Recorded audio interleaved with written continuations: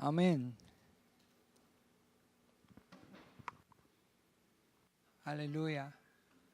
Hallelujah. Amen. Amen.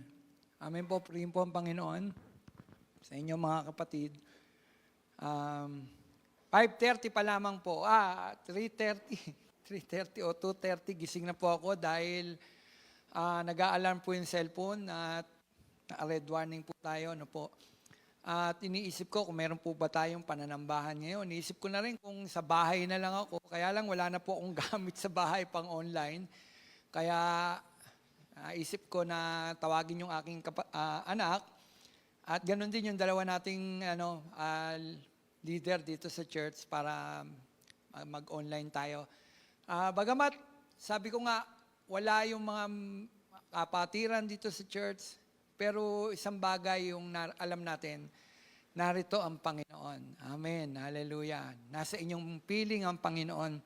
Purihin po ang Panginoon. Hindi po mapipigil ng anumang ulan o bagyo yung ating pananambahan sa ating Panginoon. Sabi nga nung kanta, siya'y mabuti sa habang buhay. Amen. Purihin po ang Panginoon. Hallelujah. Nanay Meli, welcome. Amen. May dumating po tayo. Isa. Hallelujah. Praise God. Hallelujah. Hindi po mapipigil yung ating panambahan sa ating Panginoon. Hallelujah. Tayo po'y manalangin. Dakilang Diyos, samahan mo kami, Panginoon, sa pakikinig namin ng salita mo. Nandyan, Panginoon, sa kanilang mga tahanan, Panginoon, mga kapatiran, Panginoon, nagpurit, sumamba sa iyo. At alam namin, kinalugdan mo kami, Panginoon. O Diyos, salamat po sa pagkakataong ito na maririnig namin ang salita mo, Panginoon. Dalangin namin ang banal mong Espiritu, Panginoon, na siyang sumama sa amin sa oras na ito. Salamat po, Diyos, sa iyong papuri, sa iyong pagsamba, sa pangalan mo, Jesus, na aming Panginoon. Amen. Amen. Hallelujah. Ito po'y karugtong, dugtong-dugtong po ng ating mga mensahe. Ano po? No condemnation. Ano ba yung sumunod? Nakalimutan ko. Ayun. Yung hindi na ako ang nabubuhay sa akin, kundi si Kristo. In English ko lang yun. Amen. Ngayon po, ito po'y bahagi ng kanta. Title po ito eh. At ito po yung isang bagay na paborito kong awit. Kasi ito po yung nagpapabalik ng aking isipan doon sa mga bagay na ginawa ko noon na kung saan doon ako kinatagpo ng ating Panginoon. Kaya ito po yung may pamagat na nasaan kaya ako kung wala ka. Kanta po ito eh. Nasaan kaya ako, Jesus, kung wala ka. Yun po yung kanta na yan. Kinuha ko po yung pamagat na yan. Nasaan kaya ako kung wala ka. Mga kapatid, ito po yung tanong, tanong sa araw na ito. Nasaan kaya tayo kung wala ang Panginoon sa ating mga buhay? O nga po, mga kapatid, natanong niyo na ba yan? Sa mga ilan na narito. Nasaan kaya tayo kung wala ang Panginoon? Ako tinanong ko yun eh. Balik tanaw, throwback. No? Balik tanaw, inisip ko yung mga bagay na nagawa ko sa Panginoon, mga bagay na hindi kaaya-ayang nagawa ko sa Panginoon, nagbigay ng hinanakit marahil sa ating Panginoon. At hindi marahil, sigurado. No? Pero doon sa panahon na yung kinatagpo ako ng Panginoon. Kaya sabi ko, Panginoon, nasan kaya ako kung wala ka? No? Nasaan kaya ako kung wala ka? Alam niyo mga kapatid, nakakatakot kapag wala tayo sa Panginoon. Yun ay isang katotohanan. Nakakatakot kung wala ang Diyos sa buhay ng bawat isa sa atin. Ngayon, sabi ko nga, ano yung big word ngayon sa araw na ito? Nasaan kaya ako kung wala si Kristo? No? 3 bagay lang, mga kapatid. Uuwi na tayo. Kailangan namin makalabas agad. Bumabaha po kasi dito. Kaya hindi ko na rin po kayo pinapunta sa church para hindi na kayo mahirapan pa po. Kung saaling umulan o bumaha, andyan po kayo sa inyong mga tahanan. 3 bagay sa araw na ito na hindi natin kakayanin kung wala si Jesus sa ating buhay. No? 3 bagay. Una, kapag tayo ay nasa libis ng kadiliman. Alam niyo, kinuha ko po ito dun sa Awit, chapter 23, verse 4. At mamaya po dun sa Roma, chapter 8, verse 31 hanggang 32. Hindi ko na po binasa, Dadaanan naman po natin eh. No? Mahirap kapag wala tayo sa ating Panginoong Hesus. Mahirap ang buhay natin kung wala si Kristo sa ating buhay. At hindi natin kakayanin nang wala si Jesus sa ating buhay kapag tayo ay nasa libis ng kadiliman. Ano ba yung libis? No? Ano ba yung libis? Daan. No? Ang sabi ng awit 23, verse 4, kahit na ang daan ko'y tumahak sa kalimlan, hindi ako matatakot, sapagkat ikaw ay kaagapay, ang tungkod mo at mamalo ang gabay ko at sanggalang. Amen. Hallelujah. No, libis ng kadiliman. Hindi natin kaya kung wala si Jesus. Kapag tayo ay dumadaan dun sa libis. Ano ba yung libis na yon? Sabi ko nga, ano ba yung libis ng kadiliman? Ito yung sa English, valley of the shadow of death. No? Valley of deep darkness. Yun, shadow of death. Ito yung pinakamababang lugar, pinakamadilim mga kapatid, pinakadelikadong lugar. Ano po? Yan, mga kapatid, yan nung sinabi ni David, mga kapatid, nung sinabi yan ni Haring David, hindi po yan literal na valley o libis. Ito po yung mga nakatatakot na panahon ng buhay ni Haring David. No? Ano yung mga libis na nakakatakot sa buhay ni Haring David at maging sa buhay ng bawat isa sa atin? Na po, mga kapatid, nung sinabi po yan ni David, ito po yung pagkakataon na kung saan siya po yung nagkasala. Nagkasala sa Panginoon. No, nakita niya ang isang dakilang pastol ng ating Panginoon, siyang dakilang pastol. Kaya sinabi niya yung bagay na yon, na dumaan man ako sa libis ng kamatayan, hindi ako matatakot. No, ito yung mga bagay na pinagdaanan ni David. Kasi nung panahon na yun, mga kapatid, si Haring David nagkasala. Alam naman po natin yan, kung nagbabasa po kayo ng Bible, kinuha niya hindi kanya, at naaranas po siya ng pagkalayo sa Panginoon. At mahirap ang malayo sa Panginoon. Si Haring David nung panahon na yan, napakalapit niya sa Panginoon, pero nung siya nagkasala sa ating Panginoon, dumaan siya sa libis ng kamatayan. Nakita niya yung libis na yon. Nakakatakot, shadow of death. No? Pero nakita niya ang isang Panginoon na nag-iingat sa kanya, mga kapatid. Dito, mga kapatid, sabi ko nga, sinabi yan ni David noon sa panahon na siya ay nandoon sa libis ng kadiliman. No? Marahil nakabalik na siya sa ating Panginoon. Kaya't nasabi niya, ang Panginoon ng aking pastol. Ngayon, ano yung mga libis na yan na nakakatakot sa ating mga buhay? No? Na marahil, pinagdaanan rin ito ni Haring David.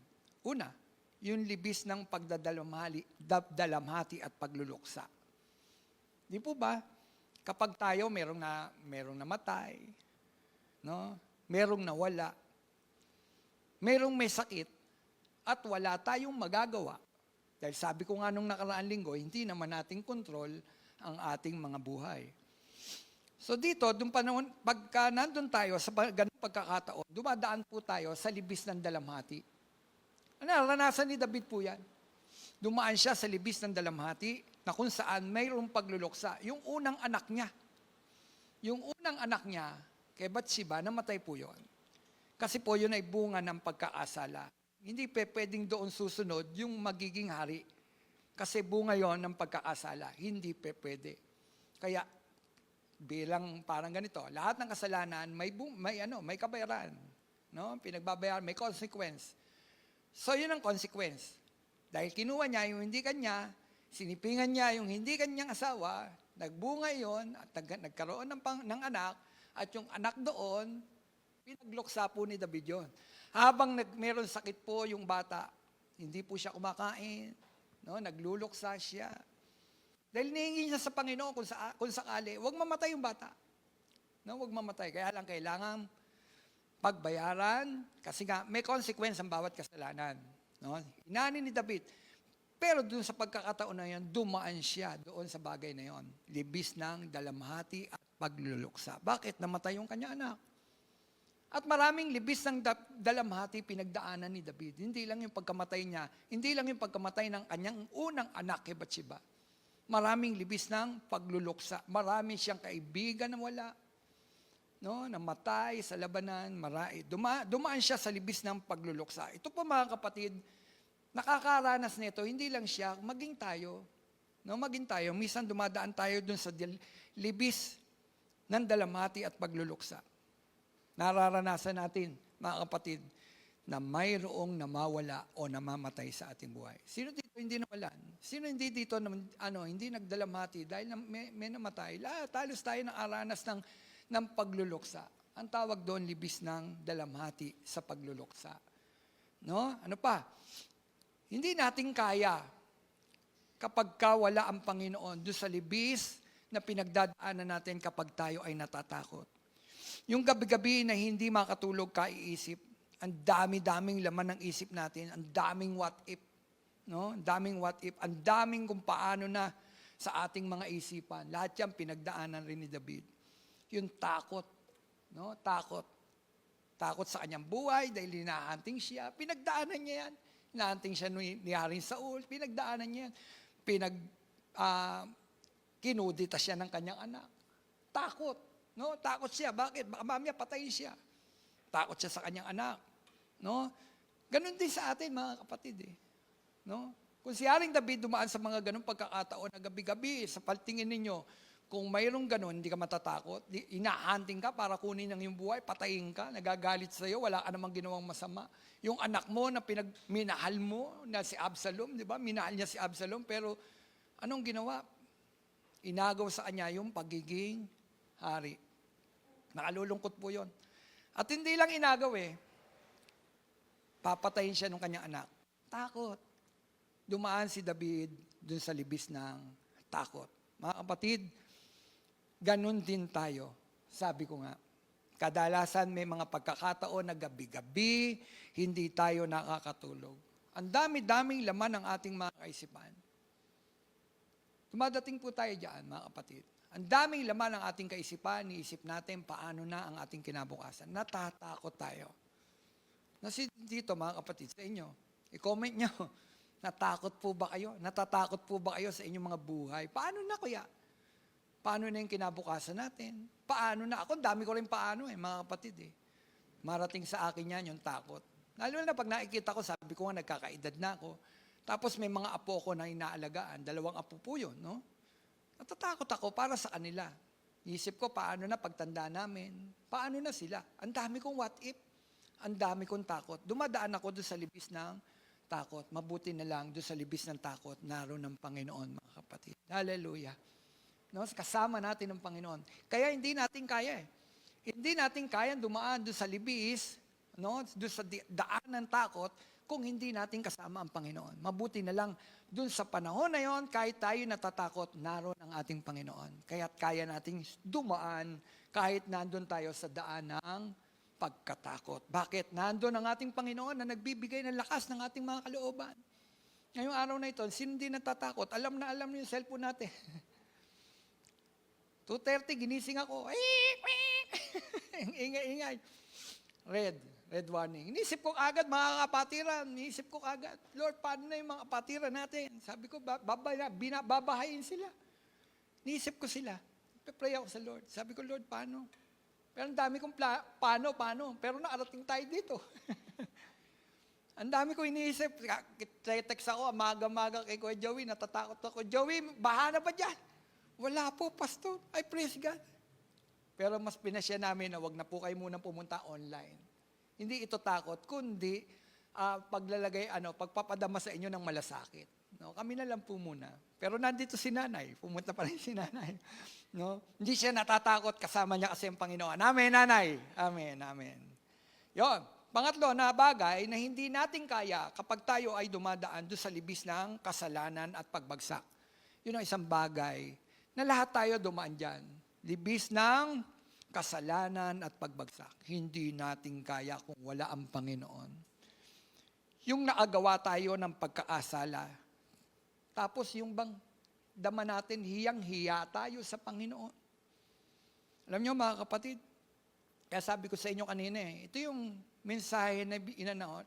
Lord, balik tanaw, nasan kaya ako kung wala ka sa aking buhay, Panginoong Hesus? Kasi naagawa ng pagkaasala Naagawa ng isang kasalanan na alam ko na hindi lamang sa tao nakahihiya, kundi maging sa Diyos nakahihiya. Alam niyo mga kapatid, lahat tayo halos dumadaan tayo dun sa libis ng kasalanan at pagbagsak. Lahat tayo halos nakaranas niyan. Bago pa lamang natin nakilala ang Panginoon, nakaranas po tayo niyan. Ganon din si David. Nakaranas po niyan. Hindi katagumpayan lang ang naranasan ni David. Mayroong panahon na siya'y bumagsak at nagkasala sa Panginoon. Sabi ko nga, kinuha niya yung hindi kanya. Naging mamamatay tao si Haring David. No? Ito po yung mga dinaanan niya. No? Pagkakasala at pagbagsak. Biruin ninyo, pangalan niya, tinitingala, hari ng Israel. Makapangyarihan. Di po ba? Kadalasan, yan yung pinakaiingatan ng tao yung pangalan. Pero kadalasan yung pangalan na yan, nadudumihan. Di po ba? Si Haring David, nadumihan niya yung kanyang pangalan. Haring David. Ano nangyari? Doon sa pangalang Haring David, na pinili ng Diyos. May pagkakataon sa buhay niya na siya ay bumagsak at nagkasala. No? Dumaan siya sa libis ng kasalanan at pagbagsak. At napakahirap doon sa daan ng libis ng kasalanan at pagbagsak. Sabi ko nga, mahirap ang magkasala sa Panginoon. Nakakatakot. Nakakatakot, ang lungkot-lungkot. Akala mo lang masaya, sa una lang masaya. Bakit? Dahil nagawa mo, parang ang laya-laya mo. Nagawa mo yung gusto mo. Pero ang totoo, mga kapatid, nakakatakot ang libis ng kasalanan at pagbagsak. Mga kapatid, lahat tayo dumanas niyan. Nakahihiya.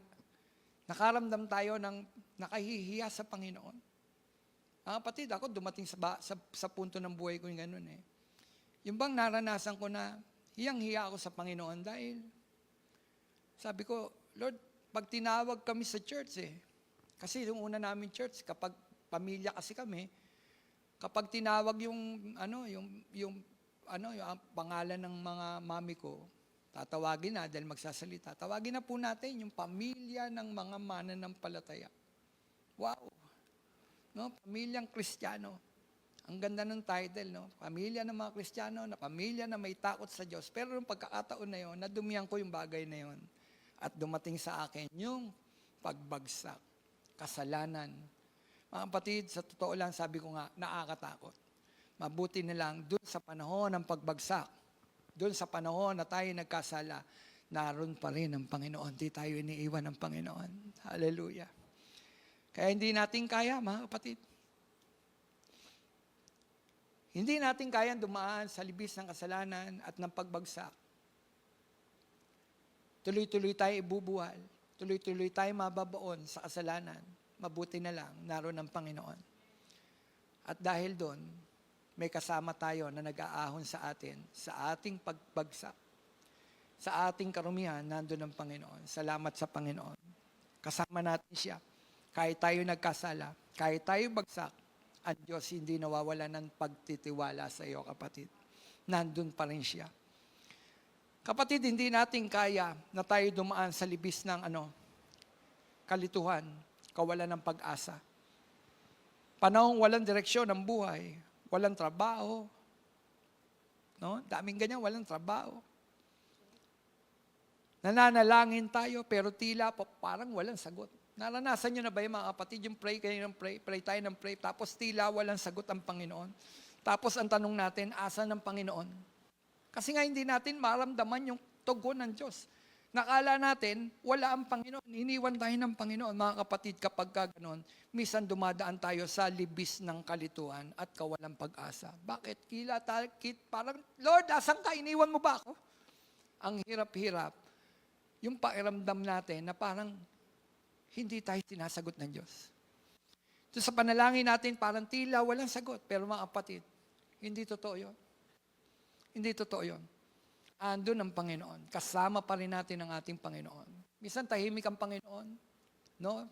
Kala natin, hindi natin siya kasama, pero naroon ang Panginoon. Kasama natin siya. Sabi nga nung isang awit, di ba, yung footprints in the sand. Lord, bakit noon? 2 pares ng paa ang aking nakikita pag naglalakad ako sa buhangin. Paa mo, Panginoon, at paa ko. Bakit ngayon? Paa ko na lang. Bakit isang paris na lang ng paa ang nakikita ko na nandoon sa doon sa buhangin? Tapos nangusap ang Panginoon sa kanya. Ayun yung panahon na parang nag-iisa ka.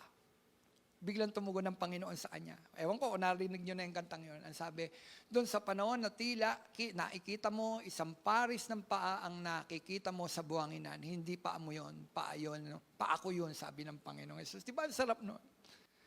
Ang sarap isipin na doon sa bagay na yun, nakala natin wala ang Diyos, nandun pala ang Panginoon. Buwat-buwat pala tayo ng Panginoon. Natatakot tayo mga kapatid. Kaya hindi natin kaya mga kapatid na nag-iisa tayo at dumadaan tayo dun sa libis ng kalituhan at kawalan ng pag-asa. Mga kapatid, laging may pag-asa sa Panginoon. Bakit? Doon sa panahon, sabi ko nga, doon sa panahon na akala natin wala ang Panginoon, buhat-buhat pala tayo ng Panginoon. Hallelujah. Praise the Lord. Hallelujah. Hallelujah, Jesus. Thank you, Jesus. Tandaan natin mga kapatid, maging ang Panginoon dumaan sa libis. No? Dumaan ang Panginoon sa libis eh. Libis na daan patungo sa kamatayan sa krus. Hindi lang tayo ang dumadaan sa libis. Maging ang Panginoon dumaan sa libis ng daan patungo sa krus. Tandaan mga kapatid, no? Hindi ibig sabihin na mananampalataya na tayong ni Kristo ay wala na ang libis o wala na ang daan na nakakatakot. Mga kapatid, tandaan po natin yan. Ang maganda lang, kapag tayo ay nasa daan na nakakatakot, sigurado mga kapatid, kasama natin ang Panginoon. Hallelujah! Di ba yun ang nagbibigay sa atin ng lakas ng loob? Na alam ko, kasama ko ang Panginoon doon sa panahon na yon. Ano pa? No? Ayun, sabi ko nga, ang maganda kasama natin ang Panginoon. Pinahintulot mga kapatid, ang daang nakakatakot para tayo hubugin ng ating Panginoon doon sa panahon na yon. Doon sa tila wala ang Diyos. Doon sa tila ang tingin natin walang pag-asa, nakalilito, pero ang totoo lang, hinuhubog tayo ng ating Panginoon ayon sa kanyang kagustuhan at wangis. Amen? Yun ang maganda doon binabago, hinuhubog tayo ng Panginoon. At gusto lang ng Panginoon, mga kapatid, magtiwala tayo sa Kanya. Nasabi ko nga, minsan, pray tayo ng pray, tila walang sagot, nasaan ka, Panginoon? Diyan tayo, mga kapatid, hinuhubog ng Panginoon. Isang kaibigan, mananampalataya, Pastor, pag-pray mo ko, wala na naman akong trabaho, Pastor. Minsan nakikita niya ang tao ang tugon. So, siyempre, kaibigan, kailangan abutan, tutulong. Pero sabi ko, ang gandun lang yun Maliit yun. Sabi ko sa kanya, malay mo, doon sa panahong ito yung panahon na hinuhubog ka ng Diyos, na hindi ka sa tao magtiwala at tumingin, kundi sa Diyos. Kasi minsan litong-litong isip mo ako. Sinabihan ko siya. Minsan ako litong-litong isip mo, akala mo ang tao ang tugon. Ang sabi nga, diba, learn to say no. Kasi may limitasyon tayo mga tao. Doon sa panahon na yun, tinuruan ako ng Panginoon. Sabihin mo no. At sabihin mo sa Kanya, magtiwala siya, hindi sa tao, kundi sa akin. Hallelujah! Sinunod ko po yun, mga kapatid. Sinabi ko sa Kanya, bagamat nahihirapan ako na sabihin sa Kanya na no, kasi gusto ko siyang tulungan. Pero sabi ng Panginoon, learn to say no. No, doon sa Kanyang kalituhan, na yan, nakikita niya parang walang pag-asa. Sabi ng Panginoon, sabihin mo, sa Diyos ka magtiwala, wag sa tao ka tumingin. Sinabi ko sa Kanya, kapatid, sister, wag ka sa akin tumingin, wag ka sa tao magtiwala, kundi sa Diyos ka magtiwala. Alam niyo mga kapatid, nag-chat sa akin, mayroon na siyang bagong trabaho. Hallelujah, praise God. Di po ba? Sabi niya, Pastor, salamat, praise the Lord, meron na akong bagong trabaho. Hallelujah. Di po ba? Alam niyo, ganyan ang Diyos Pinatutunayan, hinuhubog tayo ng Panginoon. Doon sa panahon na tila parang litong-lito tayo, hindi natin alam ang ating mga gagawin. Yung pala, doon gagawa ang Panginoon. Doon tayo mamamangha sa Panginoon. At doon, hinuhubog yung ating mga pananampalataya lalo sa Panginoon. Kapag dumating ang mas mabigat na suliranin, makikita natin, hindi lang ang tao ang tugon, kundi makikita natin, ang Diyos ang tugon. Hallelujah. Hallelujah. Mga kapatid, pinahintulot ang mga daang nakakatakot para tayo hubugin at magtiwala sa Diyos. Hallelujah. Mga kapatid, throwback. Balik tanaw. Throwback po mga kapatid. Balik niyo po yung inyong mga kaisipan. Balik tanaw sa nakaraan. Ano yung mga nakaraan natin na nakakatakot na ating pinagdaanan? At sabihin, asan kaya ako, Jesus, kung wala ka sa buhay ko? Throwback. Isipin mo mga kapatid, tapos sabihin mo, sigurado paiisip sa inyo ng Panginoon kung nasaan kayo kung wala ang Panginoon. Tapos sabihin mo sa Panginoon, hindi ito ito po'y pagsasabi sa Panginoon, parang baliktanaw nga Lord, nasaan kaya ako kung wala ka sa buhay ko?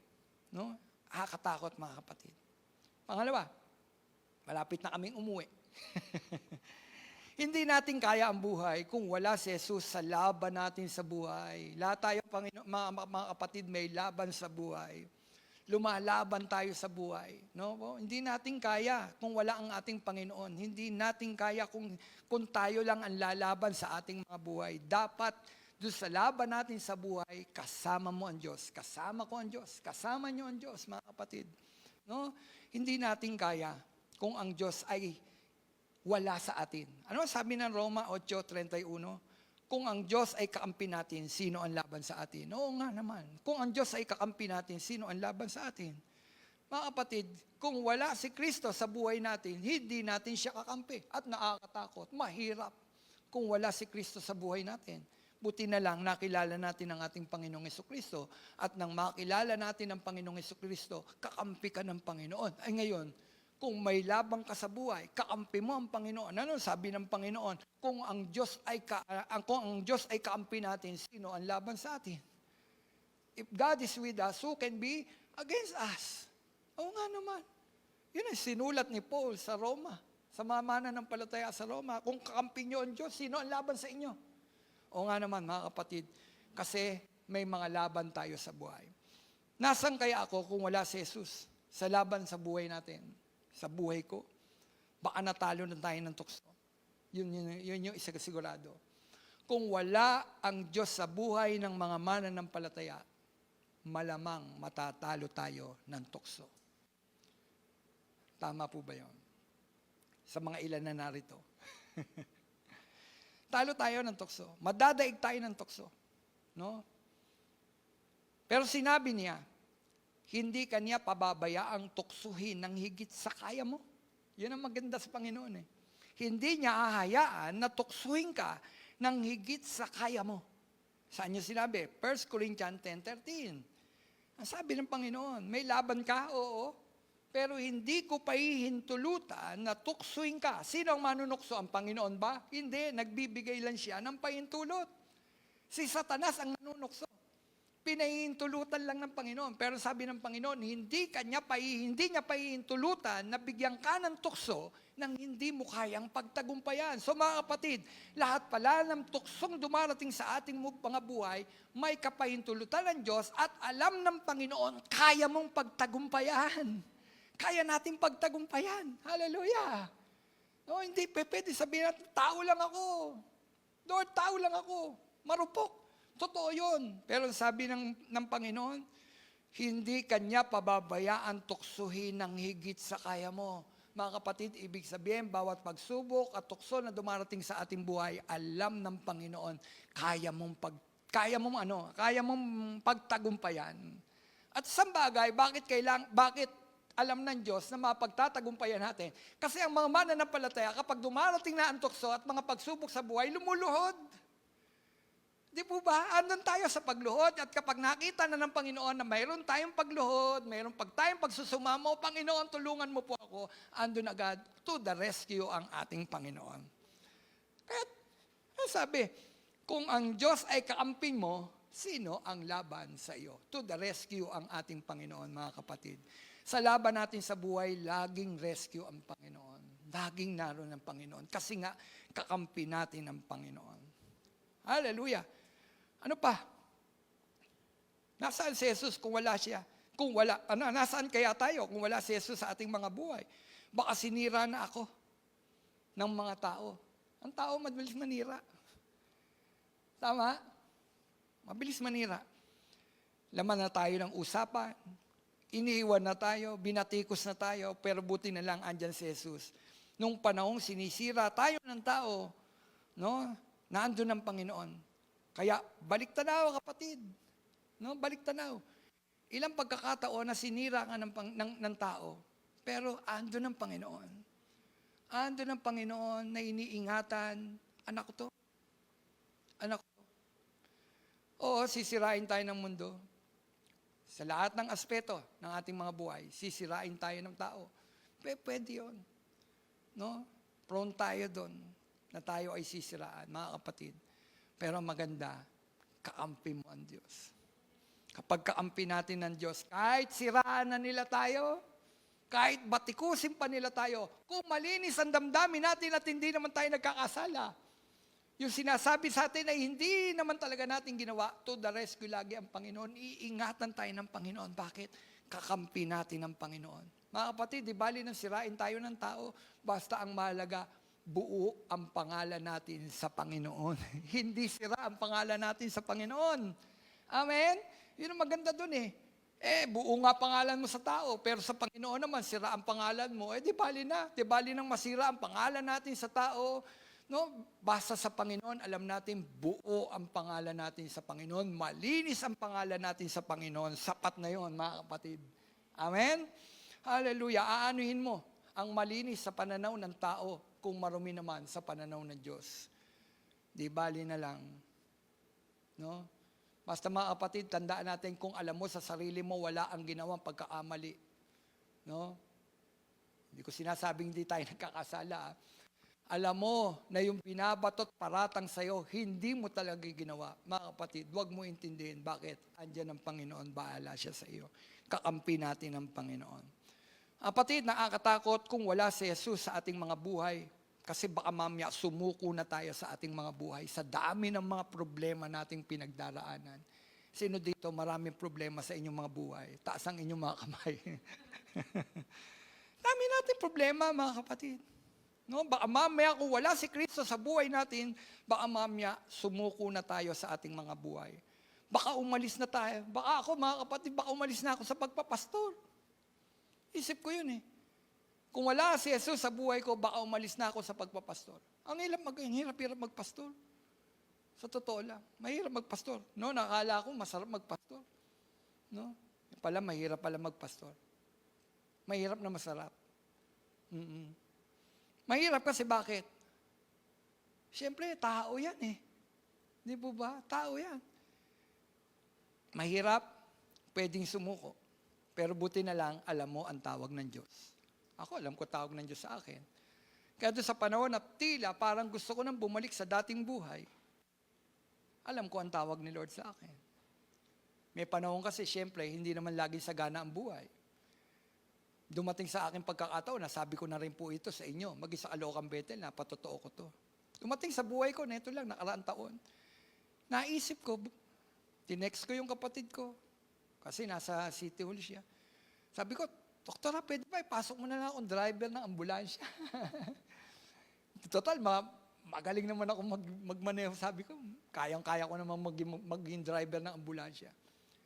Tapos sabi sa akin ng kapatid ko, Kuya, kung maipapasok, madali kitang maipapasok eh. Oy, kako, ipasok mo na ako. Pasok mo ako. Para maging driver man lang ako ng ambulansya, sabi ko. Matulin, sabi ko. Sabi niya, Kuya, hindi kita pwede ipasok. Sabi ko, bakit? Ang sabi niya sa akin, kasi pastor ka. Alam niyo, nung sinabi sa akin, kasi pastor ka, para akong binuhusan ng malamig na tubig. No? Pinaalala niya sa akin, hindi ka driver ng ambulansya. Pastor ka. Meron nagdadrive ng buhay mo. Si Kristo ang nagdadrive ng buhay mo. Bumalik sa alaala ko yon. Hindi ako nagpapatakbo ng buhay ko. Si Kristo ang nagpapatakbo ng buhay ko. Kung ginawa ko yung bagay na yon, ako nagpatakbo ng buhay ko. Pero tingnan ninyo, tama eh. Kuya, hindi kita pwede ipasok sa mag-drive ng ambulansya. Bakit? Kasi pastor ka. Binalik sa isipan ko ng aking kapatid kung ano ako. Sino ka? Pastor ka. Amen? Hindi ikaw ang driver. May nagmamaneho sa buhay mo. Sumunod ka sa Kanya. Yun ang ibig sabihin nun. Kaya nagtiwala na lang ako sa Panginoon. At hindi naman talaga pinabayaan ng Panginoon. Nandun lagi to the rescue ang Panginoon. Kapatid, bakit ko naisip yung mga bagay na yon? Takot. No, takot. Laban sa buhay.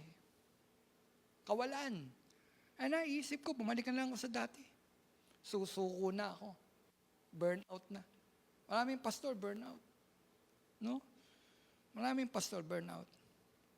Pero buti na lang nandiyan ang Panginoon. To the rescue lagi. Sabi ko nga, baka sumuko, lalo na sa pamilya. Hindi perpekto ang pamilya namin. Magulo ang pamilya namin. Pastor ka, ang gulo ng pamilya mo. Opo. Realidad, tao tayo eh. Tao ko. Hindi ko kontrolado ang pamilya ko. Magulo. Gulo-gulo. Di po ba? Ang gulo-gulo. Sabi, kapag papastor ka, ang gulo-gulo ng pamilya mo. Ay naisip ko, choice niya yun eh. Choice ng bawat anak natin yun. Amen? Basta ako, pinipili ko maglingkod sa Panginoon. Hindi makapipigil sa akin yung nangyayaring gulo ng pamilya ko.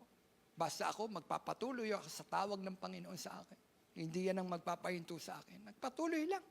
Kapatid, magpatuloy lang. Ang daming pwedeng sumuko na lang ako eh. Maging kayo, mga kapatid, ang daming bagay na pwede kayong sumuko sa Panginoon. Pero tandaan natin, mga kapatid, nandyan lagi ang Panginoon. Sabi niya, hindi kanya pababayaan na tuksuin ng higit sa kaya mo. So lahat ng pinagdaraanan natin, alam ng Diyos, kaya natin. Bakit? Kasama natin ang Panginoon. Hallelujah! Kapatid, tandaan na si Jesus ay hindi lang taga-masid o taga-panood sa laban natin sa buhay. Kakampi natin ang Panginoon. At hindi lang siya kakampi, siya pa ang lalaban sa atin. Hallelujah! Sa mga laban natin sa buhay, mga kapatid, hindi siya nagmamasid lang. Hindi siya nanonood lang para sa atin. At hinihintay niyang mabuwal ka. At bibilangan pa tayong 1, 2, 3, knock out! Hindi ganoon ng Panginoon. Hindi ganoon ang Panginoon. Laging nandun ang Panginoon. No? Hindi lang siya nakamasid, kundi kakampi natin ang ating Panginoon. Ano ba ang kakampi? Anong kakampi? Laging naroon. Rescue. Amen? Buwal ka? Knockout ka? O, sige, titindig ka ng Panginoon. Kakampi ka ng Panginoon. Kapatid, Roma 8:31, kung ang Diyos ang kakampi natin, sino ang laban sa atin? Ang sabi rin ng Exodo, chapter 14, verse 14, ipagtatanggol kayo ni Yahweh, wala kayong gagawin anuman. Hallelujah. Yan yung panahon na ang mga Israelita hinahabol ni Parao, papatayin. No? Nang ilabas sila doon sa Egypt. Tapos nandun sila sa wilderness, desert, sa unahan nila, Red Sea. Mga kapatid, walang daan. Bigla nang sabi ng Panginoon, ipagtatanggol kayo ni Yahweh. Sabi ni Moises, ipagtatanggol kayo ni Yahweh, wala kayong gagawin. Yun ang sabi niya. Wala kayong gagawin anuman. Ang Diyos kasi ang nagawa. Ang Diyos ang magtatanggol. Noong mga panahon na yung mga kapatid, sabi ko nga, hinahabol sila ni Parao at ng mga army ng Egypt. Pero sabi ni Moises, sabi ng Panginoon kay Moises, ang sabi niya, ipagtatanggol kayo ni Yahweh. Wala kayong gagawin anuman. Ganun ang Panginoon, mga kapatid. Ganun ang Diyos. Diyos, sa laban natin sa buhay, wala tayong gagawin. Hallelujah. Di ba ang sarap no, mga kapatid? May laban tayo, pero wala tayong gagawin. Bakit? Ang Diyos ang gagawa. Diyos ang lalaban para sa atin. Hallelujah, praise the Lord. Mga kapatid, balik tanaw. Nasaan kaya ako kung wala si Jesus sa buhay ko? Buti na lang natagpuan natin at nakilala natin ang Panginoon. Kaya't sa laban natin sa buhay, mga kapatid, nandun ang ating kakampi. Sino yun? Ang ating Panginoong Jesus. Hallelujah. Panguli, matatapos na po tayo, mga kapatid. Hindi natin kaya ang ating mga buhay kung wala ang krus. Hallelujah. Amen. Kung wala ang krus. Kung wala ang krus. Nasaan kaya ako kung wala ang krus ni Kristo? Roma 8:32. Ang sabi, hindi niya ipinagkait ang sarili niyang anak, kundi ibinigay para sa atin lahat. Kung naipagkaloob niya sa atin ang kanyang anak, hindi ba niya ipagkakaloob sa atin ang lahat ng bagay kasama ng kanyang anak? Hallelujah! No, dito mga kapatid, pinakikita ni Pablo sa mga taga-Roma na sabi niya, hindi niya pinagkait yung sarili niyang anak eh. No? Kaya salamat sa krus. Salamat sa krus ni Kristo. Salamat si Kristo nung kailangan niya bumaba dito, hindi niya pinagkait yung kanyang sarili. Iniwan niya ang karangyaan ng langit. Naging alipin dito sa lupa. Hanggang sa dumating pagkakataon, buhat-buhat niya ang krus. Salamat sa krus. No, salamat sa krus. Mga kapatid, ito yung pinakamatindi at mabigat na sagot sa tanong na, nasaan kaya ako kung wala si Kristo sa buhay ko? Baka mamaya, nasa impyerno ang punta ko. Kaya salamat sa krus. Salamat sa krus. Kasi hindi na sa impyerno ang punta ng taong tumanggap kay Kristo bilang Panginoon at tagapagligtas. Salamat sa krus. Salamat kay Kristo na bumuhat ng krus. Dala-dala niya hanggang Kalbaryo. Hanggang sa bundok ng Kalbaryo. At hindi lang niya binuhat ito, mga kapatid. Ipinako ang ating Panginoon sa krus. At doon sa krus na yon, kapatid, doon lahat ipinahayag ng Panginoon, ang lahat ng agony niya, lahat ng hirap niya, lahat ng nasa dibdib niya. Pero nandoon rin mga kapatid, habang siya'y nakapako sa krus, nandoon rin yung mga salita ng pagpapatawad. Kapatid, pinatawad na tayo ng Panginoon. Bayad na ang kasalanan mo dahil sa tugon ng Panginoon na tumulo habang siya'y nakapako sa krus. Hallelujah, praise the Lord. Kaya tinatanong ko, Panginoon, nasan kaya ako kung wala ang krus mo? Kung hindi ka napako sa krus, nasaan kaya ako? Nasaan kaya tayo? Kapatid, impyerno, kapahamakan ang pupunta natin kung wala ang krus ng ating Panginoon. Salamat na lang, mayroong krus ang Panginoon. Salamat na lang, may bumuhat sa krus ang Panginoong Jesucristo. Salamat sa Panginoon. Nasaan kaya tayo kung wala ang Panginoon? Kung wala ang krus ni Kristo, baka wala akong kapatawaran. Yun eh. Di po ba? Impyerno, baka wala tayong kapatawaran. Pero sinabi ng ating Panginoon mismo sa krus, pinatawad ka na niya. Hallelujah. Sa bibig mismo ng Panginoon, Ama, wag mo, di po ba? Patawarin mo po sila. Doon pa lamang ipinahayag na ng Panginoon yung salita ng pagpapatawad. Anong ginawa sa Panginoon? Dinudura, binugbog ang Panginoon, no? Lahat ng kahihiyan ginawa sa Panginoon. Pero tignan ninyo po, ano sabi ng Panginoon? Patawarin mo po sila. Ama, patawarin mo po sila sapagkat hindi nila nalalaman ang kanilang ginagawa. Mga kapatid, yun po ay pagsasalita ng Panginoon o salita ng Panginoon na punong-puno ng pagpapatawad sa mga taong nagkasala. Ama, hindi nila nalalaman ang kanilang ginagawa. Kapatid, oo, baka mamaya wala tayong kapatawaran kung wala ang krus. Tanawin natin yon. Throwback, mga kapatid. Pero ulitin ko, sinabi ng ating Panginoon mismo sa krus, pinatawad ka na sa kasalanan mo. Hallelujah. Pangatlo, baka wala at wasak na ang buhay ko. Yun yon. Kung wala ang krus ng Panginoon, wasak ang buhay ng bawat isa sa atin. Hallelujah. Baka wasak na ang buhay natin. Pero sinabi ni Jesus, bibigyan ko sila ng buhay na walang hanggan. At kailan may hindi sila maaagaw sa kamay ng Panginoon. Hindi tayo mapapahamak. Salamat sa krus, mga kapatid. Yan ang Panginoon. Salamat, mga kapatid. Tropa.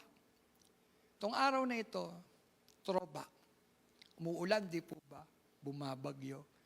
Di ba ang sarap, nakaupo ka lang, hindi kung ano-ano iniisip natin, kundi throwback.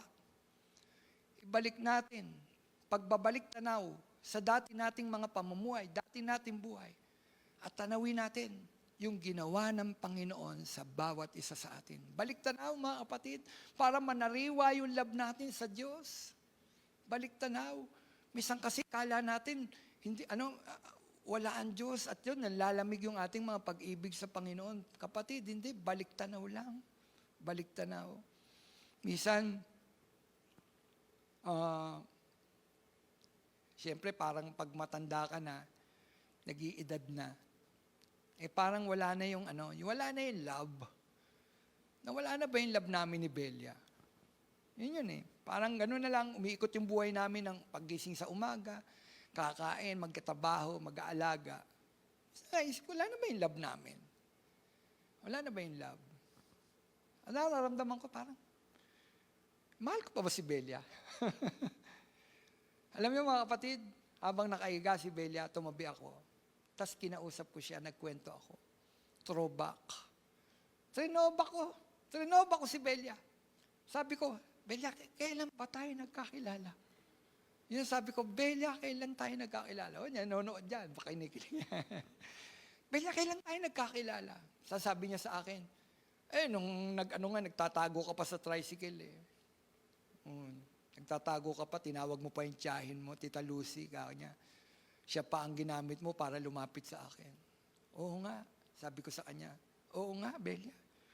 Nahihiya pa ako noon. Pero kako, pagpunta ko sa inyo, nag-I love you agad ako, sinabi ko agad sa iyo. Tayo na ba? Ang sabi mo, sige, oo, 1 linggo lang yun. No, pinalik ko, throwback. Sabi ni Belia sa akin, nung panahon na yun, sige, trial muna. May trial pa palang gano'n, no? Trial muna. Tapos, yun, binalik ko. Ang punto ko, binalik ko. Trinobak ko si Belia. Tapos nagkakwentuhan kami. Ba nararamdaman ko? Bumabalik, parang bata. Ganun pala. Minsan akala natin nawawala yung pag-ibig. Pero throwback. Trinobak ko si Belia. No? Balik tanaw, ano yung nangyari sa amin, yung love story namin, binalikan namin habang kami nagkwekwentuhan. Kapatid, bumalik. Akala natin walang love. Yung pala naroon. Ako pa naman mahilig magpadama ng pagmamahal. Showy kasi ko eh. O di ba? Yung hindi kaya ng iba, kung kaya ko, hindi gagawin ko. Nung anniversary namin, sinayaw ko si Belia. Hindi niya alam, di po ba? Pagpapakita, bakit mo nagagawa ang bagay na yun? Dahil ba OA? Hindi OA yun. Matatanda na ba? Hindi. Pagbabalik tanaw para manariwa yung pag-ibig. Magbalik yung pagmamahal. Minsan tayo, kala natin wala ng pagmamahal ang Diyos sa atin. Throwback, kapatid, ang daming ginawa ng Panginoon sa atin. Ang daming bagay na ginawa ng Panginoon na pinadama niya ang pag-ibig niya sa atin. Throwback. Minsan akala natin wala ang Diyos. Minsan akala natin pinabayaan na tayo ng Diyos. Kapatid, throwback. I-throwback mo. No, isipin mo, balik tanaw. Anong ginawa ng Diyos sa buhay ko? Ano ang ginawa ng Panginoon nung ako'y nahulog sa pagkakasala? Paano niya ako inahon? Throwback, kapatid. No, kaya pagka ganon, maniwala po kayo mga kapatid. Kapag binalik natin sa ating mga alaala ang mga bagay na ginawa ng Panginoon at nadama natin ang pag-ibig ng Panginoon sa atin, mga kapatid, muling mananariwa ang pag-ibig natin sa ating Panginoon. Kapatid, salamat. Salamat mayroong krus. Salamat, nandun siya sa laban natin sa buhay. Salamat, nandun siya sa libis ng kadiliman. Doon sa panahon, natatakot tayo. Salamat, naroon ng Panginoon, mga kapatid. Salamat sa Panginoon. Kapatid, bilang pagtatapos, nasaan kaya tayo kung wala si Jesus sa ating mga buhay? Ang sagot, wasak, talunan, at patay na buhay. Pero salamat, dahil andyan si Jesus sa libis ng ating buhay. Andyan si Jesus sa laban ng ating buhay. Andyan ang krus ni Jesus. Doon niya tayo iniligtas. Kapatid, nasaan kaya tayo kung wala si Jesus sa buhay natin? Balik tanaw mga kapatid. Nasaan kaya tayo kung wala si Jesus sa buhay natin? Salamat na lang mga kapatid. Nakilala ko ang Panginoon. Nakilala nyo ang Panginoon. Pagpasalamat tayo sa Panginoon. Purihin natin ang Panginoon sa araw na ito. Sambahin natin siya. Umuulan, bumaba, sambahin natin ang Panginoon. Ay isip ko, uwi na kami. Pero hindi, sambahin natin ang Panginoon.